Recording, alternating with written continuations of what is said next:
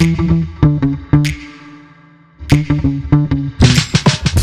today we have Jen Hope, and here is why she is awesome. She's a leadership and business development coach, helping those leaders be more intentional in how they show up and their impact on the workplace. She's worked with companies such as Amazon, Oracle, DocuSign.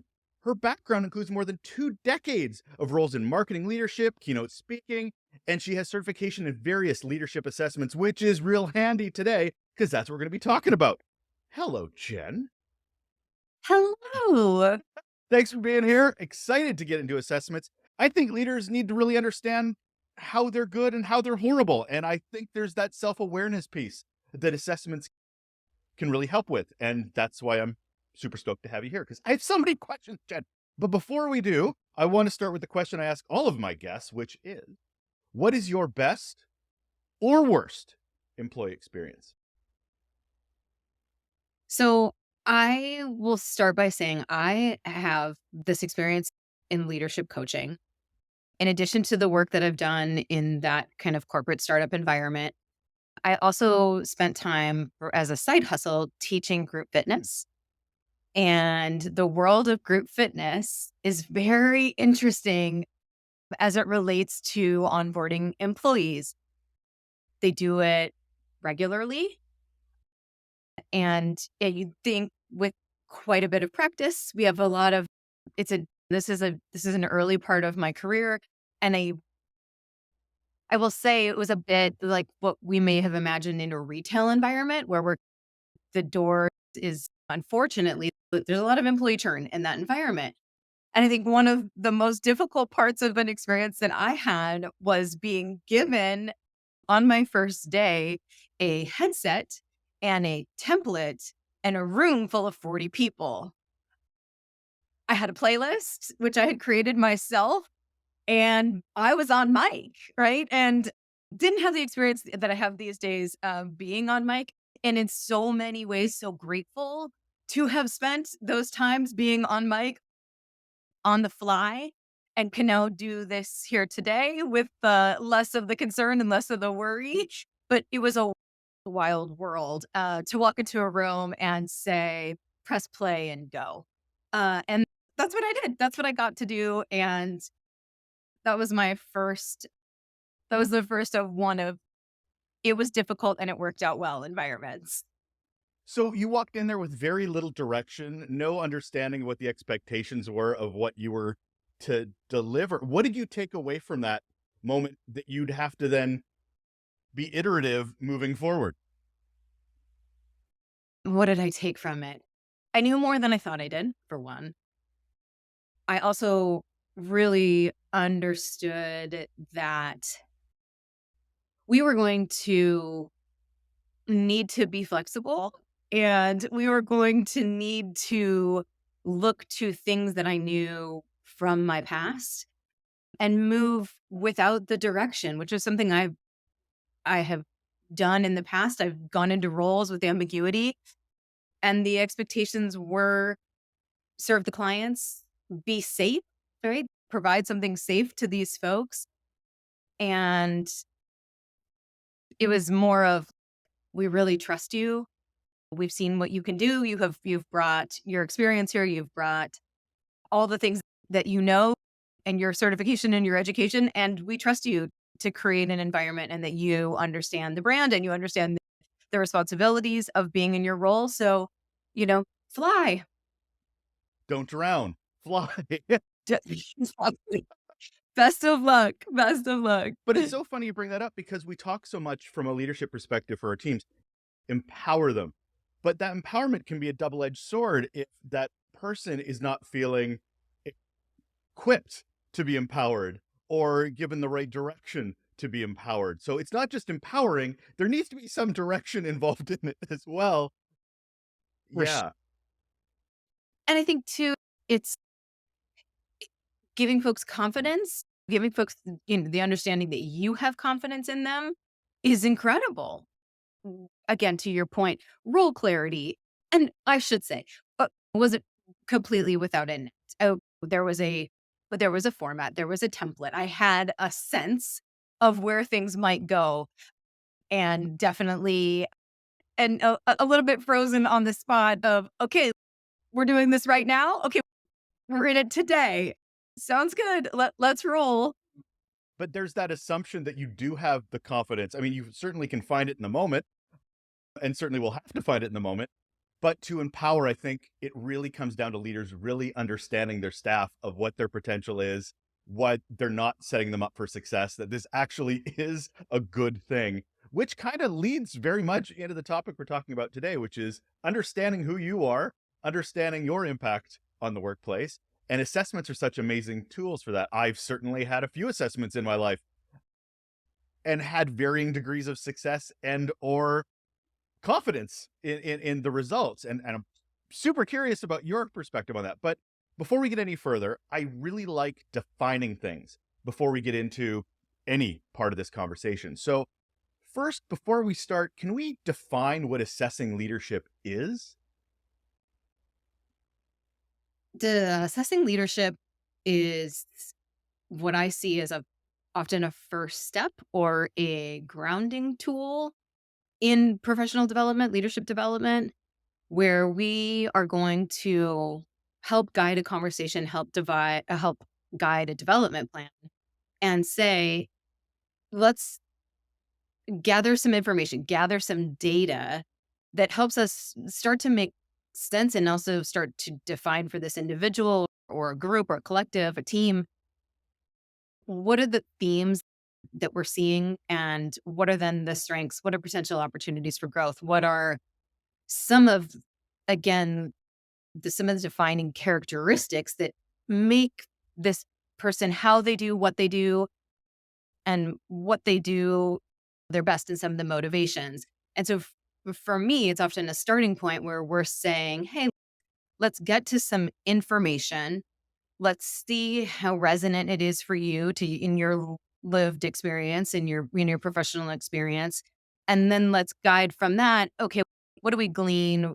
What are some opportunities? And then let's set that forward goal. So at a starting point, it's self-awareness and it's a grounding opportunity to the big picture of the work. What are we assessing, Jen? Because leadership is my Oh, great it's one of question. my least favorite words because everybody has their own definition of what leadership is. Every organization has a definition of what leadership is. They never communicate it, but they do tend to have the It's word true. thrown around a lot. So, what are we Yeah. actually assessing? Because I know there's so many varying different tools.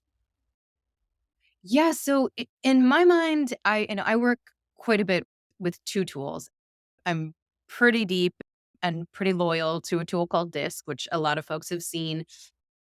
The particular provider I am, more biased to because I've seen the decades and decades of research that they've done and how they've standardized it and how they continue to build it out. And that is what we're doing there is we're understanding behavior, which is that observable, this is how we do what we do. And that leaves out part of the conversation around motivation. And it is really intended as a separate conversation because this is the impacts that we have when we are working with folks. This is that observable outside picture. That is one aspect of understanding your leadership. The bigger picture to me again is more tool based in and it what it's doing. Leadership Circle is what I'm talking about. And Leadership Circle provides us with a set of 18 competencies of leadership. And those would be the 18 things that if we can build out a skill set around them, that we are working with like what they call generative leadership, right? So it's the leadership tools and leadership competencies that are getting us to scale, that are getting us to growth, that are providing folks who work around us with a sense of trust and a sense of knowing that they're working with someone who's authentic and integrous. And what they have is a map essentially that guides us away from some of those reactive things that we all have and we all do and points us in a direction that says, hey, we can take these kind of reactive tendencies that we all show up with and point them another direction if we can get out of our own way, self, story, and point ourselves in a more effective direction. So in that world, I have a definition of how we could break down those competencies and give myself and folks who I work with and organizations that I work with a bit of a definition. So we can at least be speaking the same language across the board and about this kind of topic that, as you said, is like pretty ambiguous. Who's doing the testing, Jen? Because I know a few, like StrengthsFinder, I paid the money and I went through that whole process, but that was all very about me. Other organizations do it for their employees. Is it HR? Is it executive? Who's doing this? Who's responsible for these assessments? It's both. I would say it's individual leaders in larger organizations bringing in this type of work for their teams. This is where they're, putting their development budget. For others, it is HR. They're running programs. I would say in some of the like SMB clients that I work with, it's a CEO. It's somebody in that C-suite who's bringing in a tool to kind of like collectively provide us with some information. Okay, so I guess the big question I have to ask too is why? So we're doing these assessments. What is the benefit Yeah. of doing this? For a lot of folks, we have been given leadership responsibilities. And I would say, 75, 80% of folks couldn't give you a definition of leadership. And so what we're doing is saying, hey, here's a tool. Here is some information. Here is a language that we're going to use across team organization to give ourselves a North Star around management, around individual development, professional development, around what we wish this organization to be in the same way that we would define brand and in the same way that we would define product. We're giving something more grounded to this thing that we call leadership. So when should this Does that sound it believable? is Does that I sound was nodding believable and to you? smiling. I was nodding and smiling, but here's where I here's where my fear is, Jen, is that Tell C-suite, that me. CEO goes, "We're going to bring in Disc." They bring in Disc. Hey, we did Disc 7 years ago. Remember Disc? It seems like this one-off thing that they never follow up on that is a checked box exercise. Meanwhile, so much can change. So much can your priorities, your values within an organization can change. So it seems like it's this tool that is done once and then we can just point to it later on, not something we do consistently. What would you say to Yeah. organizations that approach it like that? I mean, it's the equivalent of you come in and we do the assessment and you put it away in a drawer, right? Those are not the folks who I think are truly invested, right? When you've got real buy-in, what I've seen organizations do is start with executive teams and we're going to go in and we're going to really build it in to a leadership team. And so everyone on the team has done DISC. We've done multiple workshops at the executive level about DISC, about what do we make of the results? What do we make of the gaps in where we've hired folks who kind of fall under into a couple of categories, right, around behavior or preferences around behavior. And then we build it throughout the rest of the organization. And now we're doing DISC with everyone who lands in the organization. And we're continuing that process as our teams evolve, as leadership evolves. We continue to iterate on it. And we continue to build it into both onboarding and into the employee experience. So everyone who's in that organization has seen it, has understands it, and knows how to make adaptations through that lens. Should this be a huge part of the hiring process as well? I have mixed feelings Oh, on. bring it. Tell me what you think about that. I think relying on it as a truly a decision-making tool, I'm not sure about because we can find bias for folks who are like us, and I'm not sure that's what we're really looking for in that process. I always in the back of my head do have the diversity, inclusivity, equity thoughts around, okay, I understand your organization wants to hire people that have the same values as the organization. But what does that look like? Is it an older white male? Because if you're sticking to a certain tool to assess a certain type of person, you're going to start seeing the same thing in the mirror probably over and over again. And that is not the road to innovation. That is not the road to EIB. Right? So could it Yeah. be possibly a suite of tools? Does it need to be one assessment? I totally hear where you're coming from, but also there is a culture fit conversation that needs to be a Mhm. part of this too. Yeah. I mean, I would say this. I am not the expert on the best way to hire around diversity, equity, inclusion. I don't have the depth that I know so many others do on this topic. I do know that even with something like behavior, we I have seen organizations end up in bias.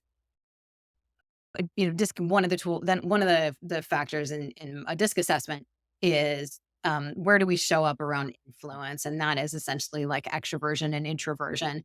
That's a very simplified definition of it, but that's the preferences that we have around trust. And we can find organizations who, essentially over index in certain directions. And that is because we are, as a as an executive team, we prefer extroversion. And so in our organization, we look for folks and see folks who are talking at a rapid pace, who are kind of hyperverbal. If we find someone in the interview process who is more reflective, is that affecting how we're making some of these decisions? So is it is there an answer to these are the exact tools to use to build out something more diverse? I don't think I have that answer.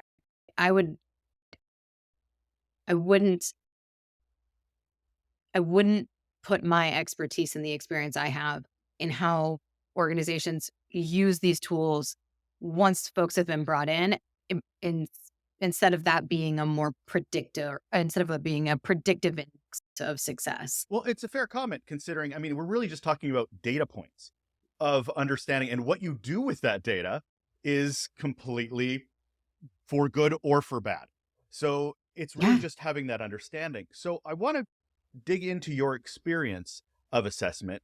How have you seen leaders, frontline staff, employees, colleagues, as they better understand themselves through an assessment like this? How has it improved or been horrible for their understanding of their impact in the workplace, employee experience, culture? What do they do with that data?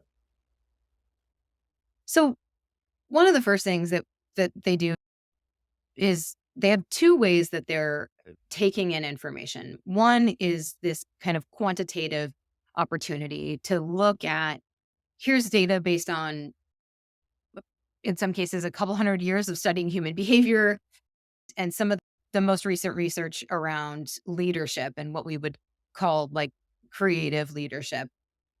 And you can call that the most successful tools that we would need to be a leader. And I would say they start with the quantitative. So we just look at information. And then we have this opportunity in the tools that I use to also take this qualitative information, some of the descriptors. If we're doing a 360, we get the opportunity to take in the words that others are using. And I think of it a bit like a market research. I was a marketer for 15, 18 years before I started doing this work.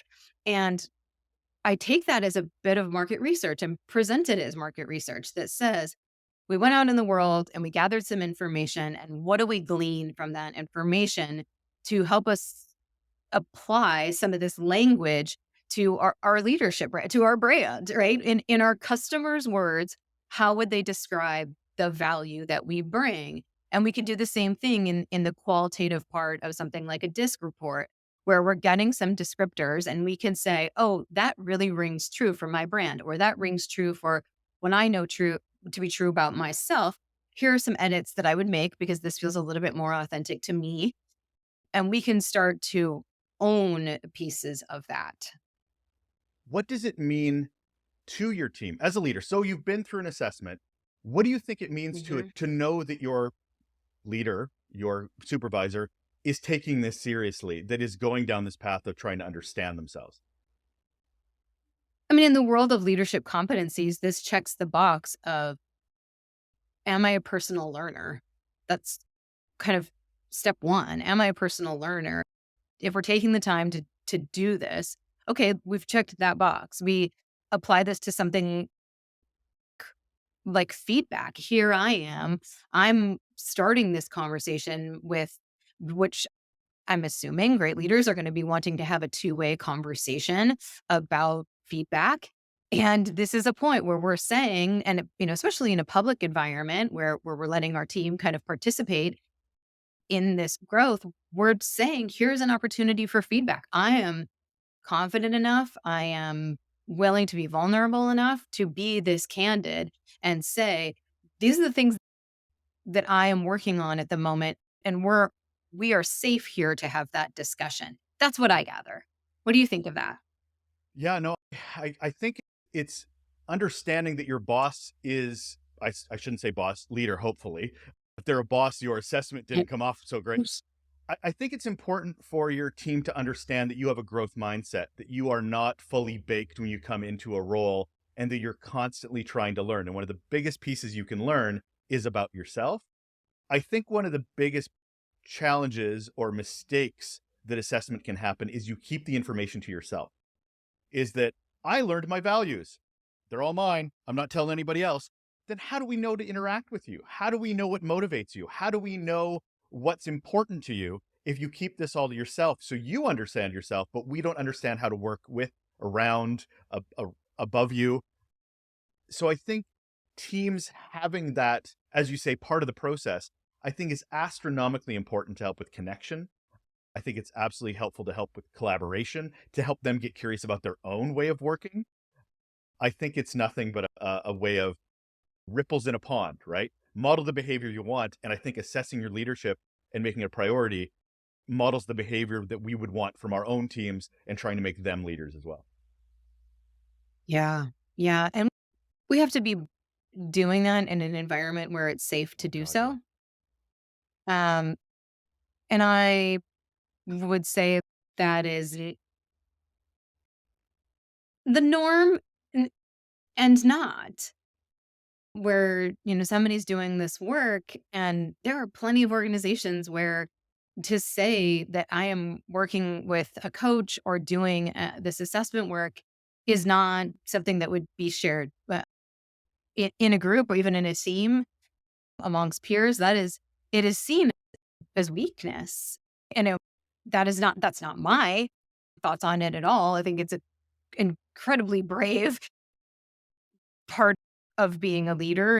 And if anything, it is like you're saying, it is a commitment to being someone who's ready to do growth. But I'm, but in organizations, I don't know that we've made that leap yet. As you're saying, like in something where we'd see what I would call some of the dated leadership values, that's not the case.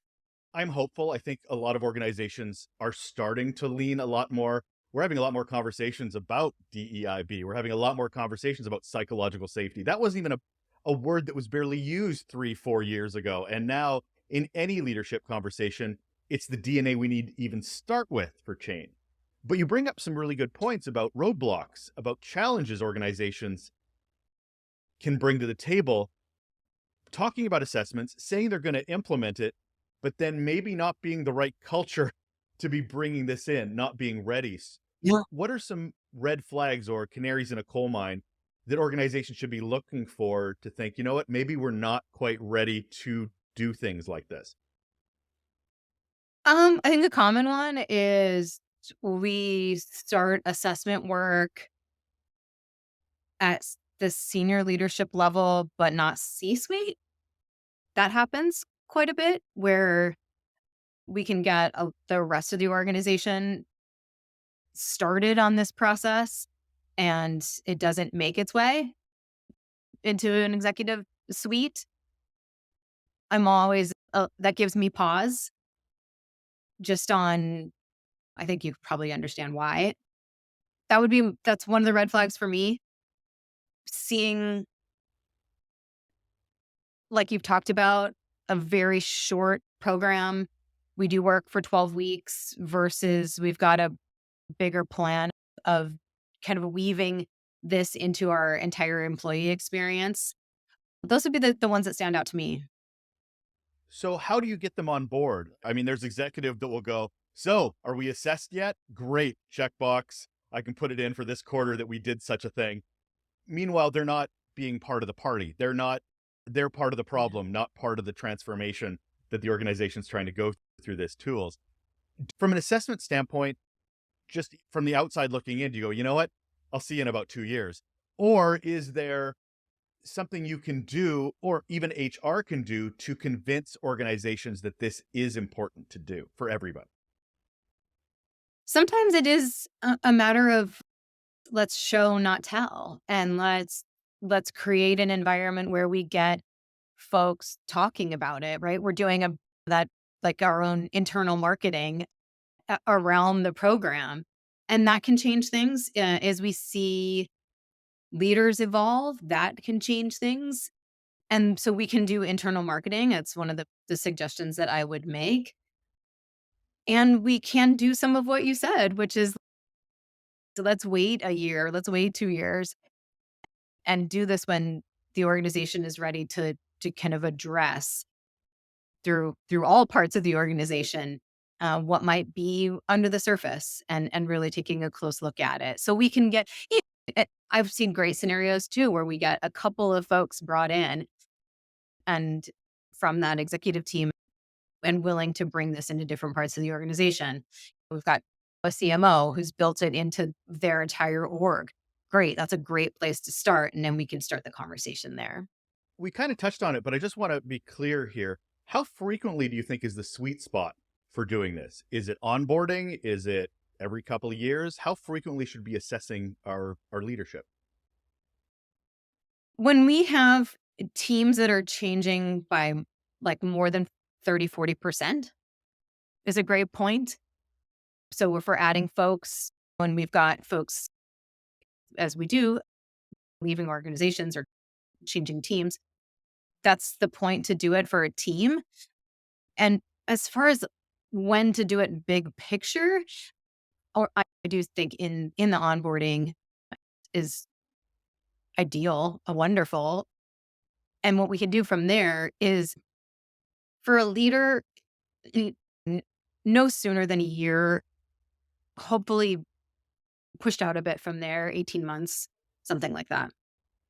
Say you go through the assessment process and say you don't agree with the results.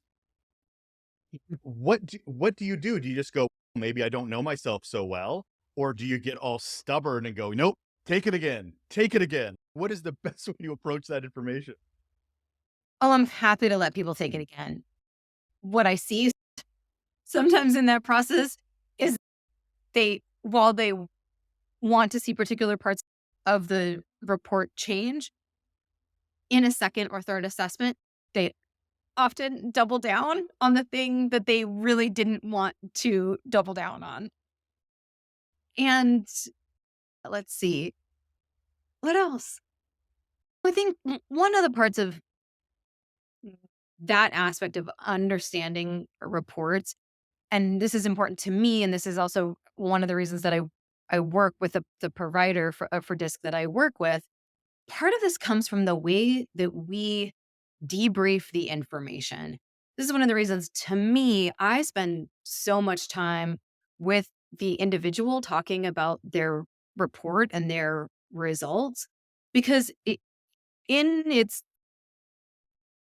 black and white version that you're looking at on your screen, we interpret so much of this as either judgments or the statements themselves have some value applied to them, right? Like where if I am a high I, well, even just the word high could tell us or provide us with information or our interpretation of it can say that is somehow good, bad, right? But there really isn't value associated with that. It's a descriptor that is just about where a number is on a graph.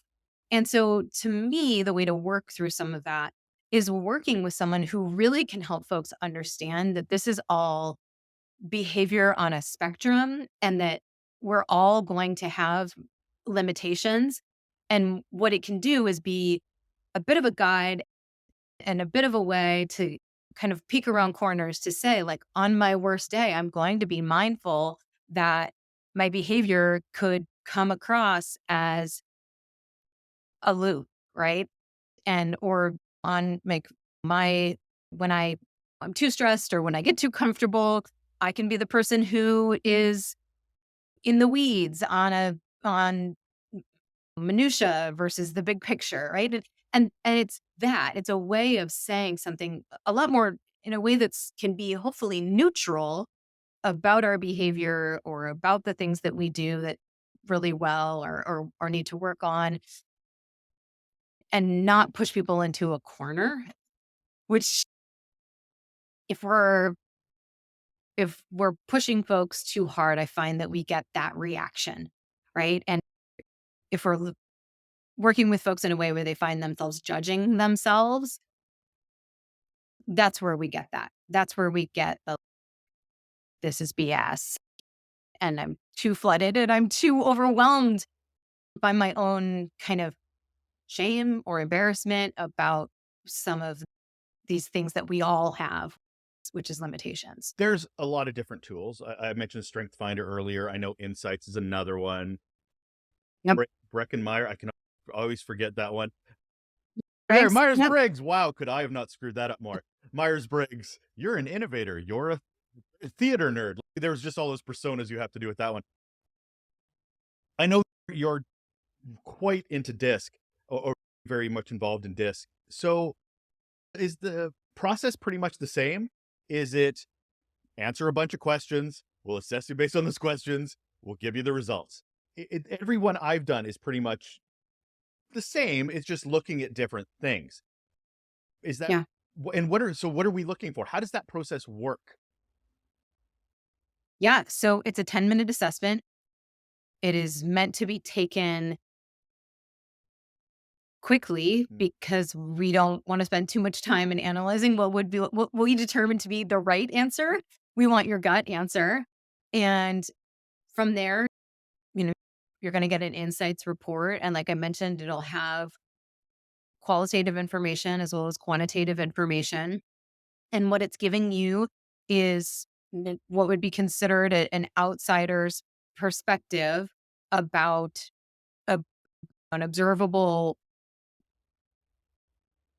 description of your behavior and what folks on the outside can take in about you.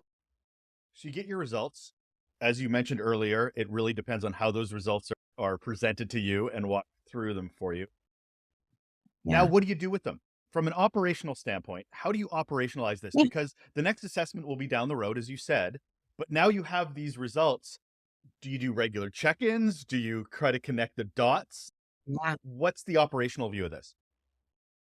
Yeah. So I would say the next step is a debrief in my ideal world. And I think in the ideal world of these reports, is a debrief, is a conversation with someone who can take you through and help you really tease out what are the 1 to 2 things that I'm gleaning from this information and create a development plan. So you're working with, let's look 6 months out. Let's get some stakeholders. So let's get 5 folks who work either that are your leaders, folks who are working on your team, your peers. And again, this is folks in who we really trust, right? These are the folks who, if I'm recommending to someone, they're going out into the world and asking folks to buy in on their development process. It is folks that they trust. That is not always how this works. But if I had my little magic wand, that would be who we get involved in that process is folks who really are invested in your development. And then we're working to 6 months out at 90 days, we're checking in. We're checking in. We can check in with some of those stakeholders. We can check in with ourselves. We can do a check in, hopefully, with the person who is doing this assessment work and leading it to check our progress. And then again, we're doing a year out. And that's when we can see folks who are not as up close with our work maybe start to take notice. And that's a long time. I will set the stage and say it's not overnight, and it is an investment. An organization has to get behind it. A leader has to get behind it. An individual has to get behind. This is something that I can see the value of, and I'm willing to, over 6 months, really dive in and think about what where can I adapt? Where are some very specific places that should I want to, or should the need be there, that I can adapt? And at that year point is where we see, okay, I can look back a year ago and say, a full season ago, I have really come a long way. You easily led me to my next question because you touched on the organization. A lot of what you're talking Yeah. about is the person's role in following up with their mentors, their network. Where's the organization in this? They know their leaders are taking these assessments. They know it's happening out there, but what's the role of the Mhm. organization to create an environment of support in that operationalization? Yeah, I mean, it again depends on where this is coming from. If this is HR, what support are we putting in place? What is the program that builds underneath this, that we are getting folks either an ongoing education in these different topics, right? How are we bringing them a kind of like a leveled approach? So we started understanding ourselves, right? That's step one. Where down the road are we bringing in understanding others? Where down the road are we bringing in, how does the system, which within with that we're working in, influence some of these elements as well? What are we doing as an organization that says, okay, we've gathered now some of the individual information, some of the team based information. And this, I mean, in a perfect world, this goes the other way, right? We're understanding the environment we're creating first. That is not always the case. So if we're going this direction now, hopefully at some point in this process, we're looking at the big picture and saying, these are the values of our organization. And then there's the reality of what's happening in our organization. And this is, how do we live? What do we allow in our environment? And that is a different, that's a, that's hopefully the initial investment. And it's a, what I would say, a table stakes to making this the start of this program successful. So, where are the gaps? You've been doing these assessment tests for a while. What is something that's not, are we not set up really to assess with these tools that maybe we should be looking at more? I'm kind of curious as to what you think. Assessments are, nothing's perfect. No tool is absolutely end all and be all. What do we need to also be considering as we assess leadership? Neurodiversity that's not there, that's something that is on my mind regularly with these assessments. I don't have a solution for it, but I know that's something that we need to be mindful of.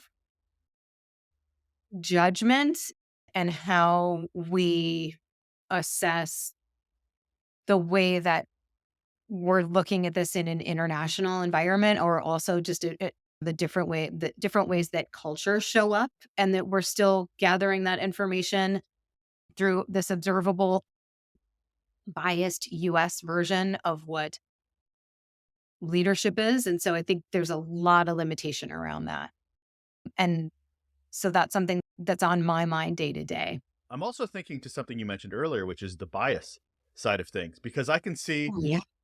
say we get 20 people, we all get assessed, and you notice that 10 of them are over here on this chart, and there's these two other people that are different results. Maybe they're more analytical, maybe they're more whatever, they're outliers.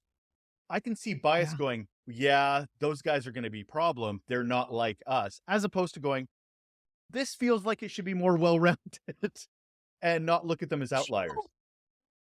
We put all of our employees on a circle, right? And so we all have different points kind of like within this graph. Our ideal is not to have it like perfectly divided. That's just generally speaking, not how that works. What we can be aware of is that if we have folks who prefer to work in a really fast paced environment, and that is part of the bias, and we've got folks on one side, and yeah, we'd love to run at a sprint. And then we can have folks on the other side who, prefer something a bit slower, more methodical. We can be aware that we're going to have a bias in that direction, right? And these folks over here, the value that they bring is slowing us down, is the methodical approach that they could take, is the questions that they're going to ask about change, and the focus that they may have on the team members. When this group maybe like I'm only focused on the task. And so what we can do is, if we're looking at the collective, we have the insight to say we could be over indexed here, and what we can do about it is really lean on the folks, and not that it's their job, but have an awareness that, like, if those voices are not as heard as they could be, should be, then we have a role to adapt, right? These fast pacers have the work to do to adapt. Does that How does that It sit with does. you? It does. It's making me think about how we can set ourselves up for success before we even take these assessments. So, say before you even come into an organization, what are you hoping an organization has done before you walk through that door? I think what we can know are some of those kind of general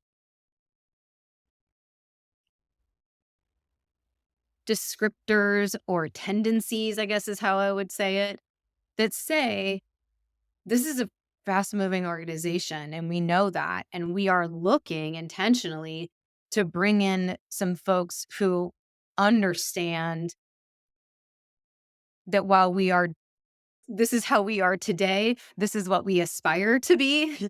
And we're putting effort into that.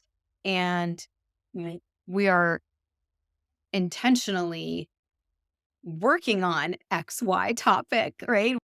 We know this about ourselves, and we're hoping to make shifts in that area. I think when you start, like, I mean, okay, I'll apply this to the dating world for just a moment. If we go into the dating world and we're like, we have no red flags, we definitely have red flags. And the red flag in that starting point is we don't have the self-awareness to know the stuff that's going to get in our way. Versus we show up and we're like, okay, here are the things that I've learned in therapy with a coach in my own reading. And these are the ways that I've kind of messed up in my previous relationships, or the parts of it that were my responsibility. To me, that's the relationship I'm looking for, is the person who can show up and say, like, here's my BS, like, and I'm pretty clear on it. And I know how that might affect a partner and and a relationship. Quite similar to me. If I hear an organization that's telling me we know some of the things that we can do better, that's a second date. I love that you tied it back to relationships, considering the name of the podcast. So, it's about Hey, every. I get it. I'm full circle, Jen. I really appreciate that. And it comes back to the very first thing we did here, which is defining things. Because you can't come in here and go, we haven't defined success. We haven't even told you what leadership means. If we haven't got that, we're singing from the same song sheet or defining what success even looks like before we do a thing, I think that's a big red flag for not getting. You don't know what success looks like if you don't define it ahead of time. yeah, for sure. For sure. So, Jen, the last question, I've loved this conversation. The last question I have to ask, which is, what's one simple action people can do right now to improve their relationships at work? Uh, I would say that idea of we all have limitations, and being in a place where we can find the acceptance and the kindness for ourselves to say these are not these are flaws that also make the thing that we do so amazing, right? There's going to be the way that we work and all of the benefit that brings that's to be celebrated. Because on the flip side of all of these things that could potentially get in our way are all of our gifts. They're just our gifts overextended, right? And so what we're doing and what we do when we build out a skill set and look at some of this information is give us more flexibility, is give us a screwdriver and a hammer and a set of wrenches in addition. And so looking at this through the eyes of a really generous inner world is what I would say. Great starting point. That is Jen Hope. She's a leadership assessment expert, leadership and business development coach, and she has just shared a couple of truth bombs for us today. Thank you so much, Jen. Thank you.